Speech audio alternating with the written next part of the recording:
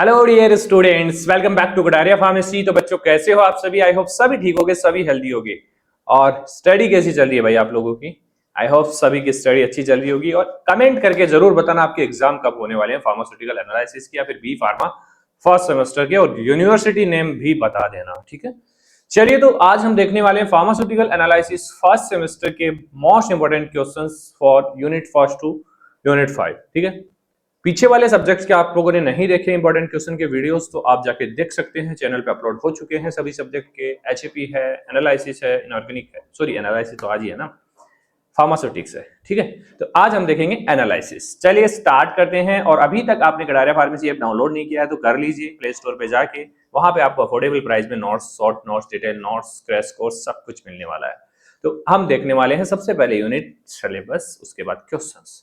तो first unit का syllabus की बात करें तो फार्मास्यूटिकल एनालिसिस की डेफिनेशन है स्कोप। भाई यहाँ पे ऑफिशियली डेफिनेशन दी गई है, तो डेफिनेशन आपको ऑब्वियसली याद होनी चाहिए हर एक सब्जेक्ट की।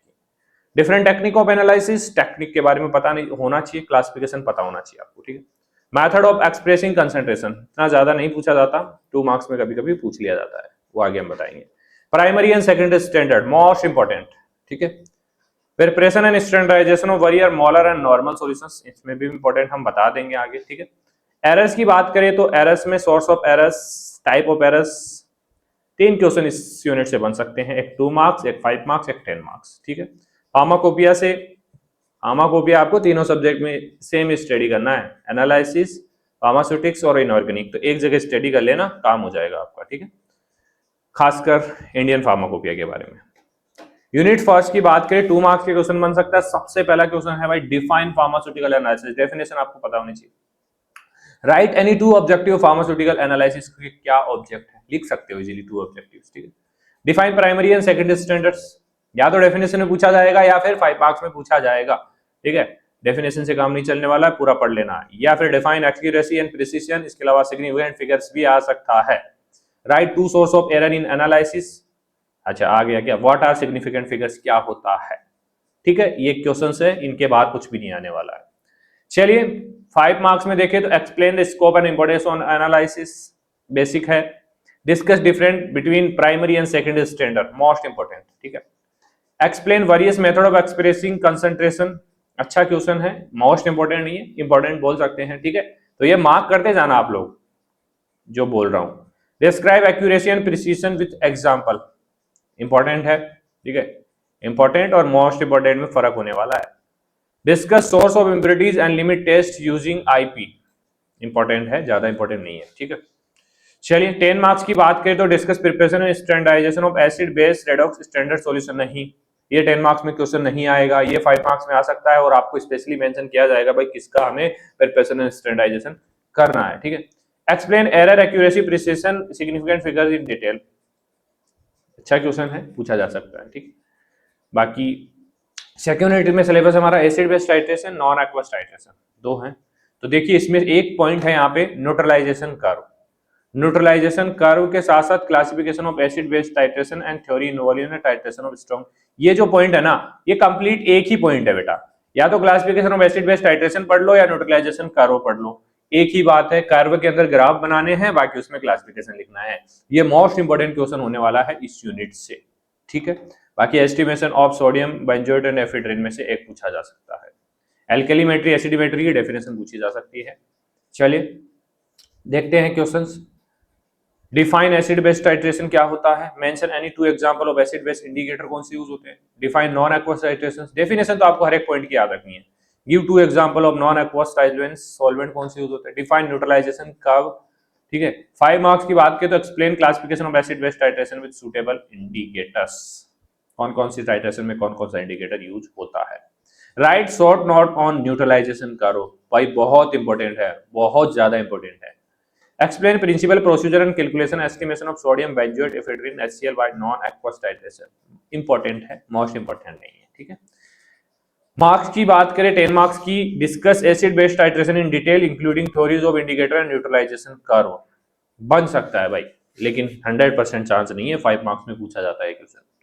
Describe the principle and procedure of estimation of weakly acidic and weakly basic drug by non aqueous titration, अच्छा क्वेश्चन है।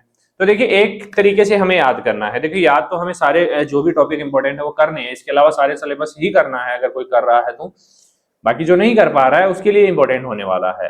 तो क्या करेंगे अब भाई, देखिए आपको ये अब यहाँ पे 10 मार्क्स का क्वेश्चन है, discuss acid base titration in detail including theory of indicator and neutralisation का। अब यहाँ पे यही क्वेश्चन 5 मार्क्स में आ सकता है, तो हमें टॉपिक वाइज स्टडी करना है। जैसे न्यूट्रलाइजेशन कर्व हो गया, एसिड बेस टाइट्रेशन हो गया, तो दोनों को अगर अलग अलग भी आ गया तो भी लिख सकते हैं, कंबाइंड में आ गया तो भी लिख सकते हैं। कंबाइंड में ये नहीं है कि भाई न्यूट्रलाइजेशन कर्व को ही आपको 10 मार्क्स में पूछ लिया जाएगा, ऐसा नहीं होगा, ठीक है। तो घबराने की बिल्कुल बात नहीं है। यूनिट 3 की बात करें तो प्रेसिपिटेशन टाइट्रेशन है। तो प्रेसिपिटेशन टाइट्रेशन क्या होता है? Mohr's method, Volhard method, modified Volhard method, Fajans method. Mohr's method and Fajans method बहुत इंपॉर्टेंट होने वाले हैं। Complexometric titration, classification, metal ion indicator, masking, demasking agent की डेफिनेशन आपको पता होनी चाहिए, ठीक है। ग्रेविमेट्री में principle step involving the gravimetric analysis, most important question है 10 मार्क्स के लिए, ठीक है। और इसके अलावा प्यूरिटी ऑफ प्रिसिपिटेट, को प्रिसिपिटेशन की डेफिनेशन आपको याद होनी चाहिए, पोस्ट प्रिसिपिटेशन की डेफिनेशन आपको याद होनी चाहिए, ठीक है। Basic principle method of diazotisation, ये भी अच्छा क्वेश्चन है 5 मार्क्स के लिए। बाकी क्वेश्चंस भी देख लीजिए। 2 marks, define precipitation titrations, name any two indicator used in the precipitation titration, define complexometric titrations, define masking and demasking agents, define gravimetric analysis, अच्छे क्वेश्चन है। define diazotization titrations, name one drug estimation by diazotization titration। ये सभी 2 marks के question होने वाले। 5 marks में देखें तो explain Mohr's and Volhard method of precipitation titration, दो कंबाइंड में करके पूछा जा सकता है। Discuss principle and procedure of estimation of sodium chloride, explain masking and demasking agent with example, अच्छा क्वेश्चन है, most important. Describe principle and step involved in the gravimetry, ये भी मोस्ट इंपोर्टेंट है। Explain diazotization titration with principle and application, ये 3 question बहुत ज्यादा important होने वाले हैं 5 मार्क्स के लिए, अच्छे से प्रिपेयर कर लेना। अब ये मत बोल देना कि सर आप तो सारे इंपॉर्टेंट बता रहे हो, नहीं बेटा, इसके अलावा भी काफी चीजें हैं जो रह रही हैं, लेकिन पढ़ना हमें 100% है, क्योंकि तैयारी हमने 100% करवाई है आप लोगों को। अब आप लोग लेट हो गए तो उसका हम भी क्या कर सकते हैं, तो हमने सारा सिलेबस करवाया है, ईच एंड एवरी टॉपिक करवाया है, नोट्स भी दिए हैं, शॉर्ट नोट्स भी दिए, सब कुछ दिया है, फिर टेंशन की जरूरत नहीं है, ठीक है। 10 मार्क्स में डिस्क्राइब वेरियस प्रिसिपिटेशन टाइट्रेशन, जैसे Mohr, Volhard, modified Fajans with reaction and indicator. Explain diazotization titration, principle, procedure, application, precaution, हो सकता है 10 मार्क्स का, ठीक है। यूनिट 4 की बात करें तो इसमें सिर्फ रेडॉक्स टाइट्रेशन है, concept of oxidation and reduction, 5 marks में पूछा जा सकता है, ठीक है। सेरीमेट्री, आयोडीमेट्री, आयोडोमेट्री, ब्रोमेटोमेट्री, डाइक्रोमेटोमेट्री, इसके अंदर इंपॉर्टेंट क्या है? देखिए पढ़ना तो सारा है, इंपॉर्टेंट बताऊं मेरे अकॉर्डिंग तो यहाँ पे आयोडीमेट्री, आयोडोमेट्री बहुत इंपॉर्टेंट होने वाला है, ठीक है। चलिए क्वेश्चंस देख लेते हैं, क्वेश्चन से आइडिया हो जाएगा। डिफाइन ऑक्सीडेशन एंड रिडक्शंस, क्या होता है? What is cerimetry? Define iodimetry, इनकी डेफिनेशन तो सभी की याद कर लेना आप लोग, ठीक है। डिफाइन ब्रोमेटोमेट्री, डिफाइन डाइक्रोमेटोमेट्री, डेफिनेशन तो सभी पॉइंट की याद करनी है, बाकी डिटेल में पढ़ना तो पूरा ही है, लेकिन आप लोग पढ़ोगे नहीं तो इंपॉर्टेंट तो पढ़ लेना। 5 मार्क्स में explain concept of oxidation and reduction with example, write short note on cerimetry, explain difference between iodometry and iodimetry, ये अच्छा क्वेश्चन ही पूछा जा सकता है। 10 मार्क्स में बात करें तो discuss principle application of different type of redox titration, complete, भाई ये तो कंप्लीट ही आ गया ना, 10 मार्क्स में तो सब कुछ ही पूछा जाएगा, तो भाई उस टाइप से तैयारी करनी है 10 मार्क्स के लिए। Describe any two pharmaceutical essay based on the redox titration. चलिए यूनिट 5 में इलेक्ट्रोकेमिकल मेथड ऑफ एनालिसिस, अच्छा यूनिट है ये, कम से कम 20 to 25 क्वेश्चंस नंबर के क्वेश्चंस इस यूनिट से कवर होने वाले हैं, ठीक है। कंडक्टोमेट्री डिटेल में पूछा जा सकता है 10 मार्क्स में, ठीक है, 5 मार्क्स में भी पूछा जा सकता है, उस टाइप से तैयारी करनी है। पोटेंशियोमेट्री भी देखिए, पूरा मत पढ़ो लेकिन इतना पढ़ो कि 10 मार्क्स में आप लिख सको तीनों टॉपिक के बारे में, कंडक्टोमेट्री, पोटेंशियोमेट्री, पोलैरोग्राफी। इसके अलावा इसके अंदर अगर अंदर से पढ़ना हो, इलेक्ट्रोकेमिकल सेल आपको आना चाहिए, बेसिकली कंस्ट्रक्शन और working of standard hydrogen and silver chloride, इनके बारे में पता होना चाहिए। इंडिकेटर इलेक्ट्रोड क्या होता है, रेफरेंस इलेक्ट्रोड क्या होता है, ठीक है। क्वेश्चंस देख लीजिए।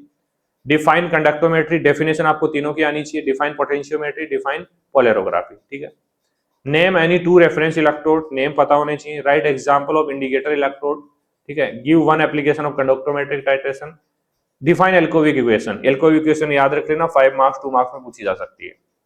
Mention any one advantage of electrochemical methods.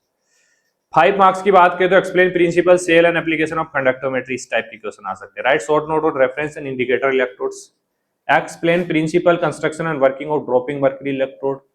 सारा इंपॉर्टेंट है भाई यूनिट 5 में, नहीं बोलूंगा कि ये इंपॉर्टेंट है, सारा इंपॉर्टेंट है जो भी क्वेश्चन आपको देखने को मिल रहे हैं।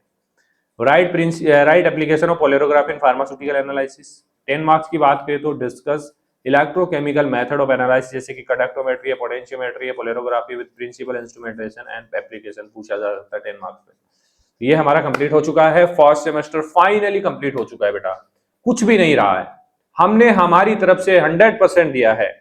अब आप लोगों को भी आपकी तरफ से 100% देना है और रिजल्ट में टॉप करना है बेटा, और रिजल्ट कमेंट जरूर करना है, शेयर जरूर करना है कटारिया फार्मेसी के साथ, तभी तो हमें पता लगेगा ना कि बच्चे हमसे पढ़ के कहां तक पहुंच गए हैं। अगर आप रिजल्ट छुपाओगे तो हमें पता नहीं लगेगा बेटा, कोई बात नहीं, लेकिन आप अगर ईमानदार हो, ईमानदारी से आपने कटारिया फार्मेसी स्टडी की है तो रिजल्ट जरूर शेयर करना। व्हाट्सअप नंबर आपको मिल जाएगा, मैं वापस से यहाँ पे दे देता हूँ, बेसिकली 8239032539, ये हमारा व्हाट्सएप नंबर है, इस पे रिजल्ट जरूर शेयर करना, ठीक है। चलिए, best of luck for exam, धन्यवाद।